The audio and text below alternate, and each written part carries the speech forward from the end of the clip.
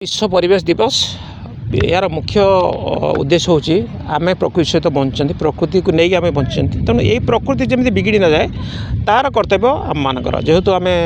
one विभाग कार्यरत तेणु आमर जो भूमिका अच्छी से तुलिया आम निहाती आवश्यक तेणु यही अवसर जमी जिते अधिक वृक्षरोपण कर आम चेष्टा करुँ आज आम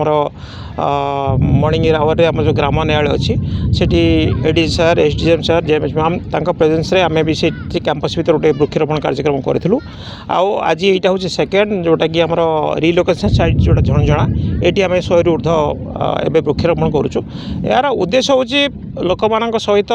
जो वृक्षर संपर्क को निबिड़ करवा एवं तार उपकारिता कौन अच्छी सहित से अंगांगी भाव जड़ित हे एवं प्रकृति को बचाई से निश्चित प्रयास करेंगे तेणु आशा करी आम जो उद्देश्य नहीं आम जाऊँ ये उद्देश्य निश्चित सफल हम और से आपण कर्तव्य अच्छी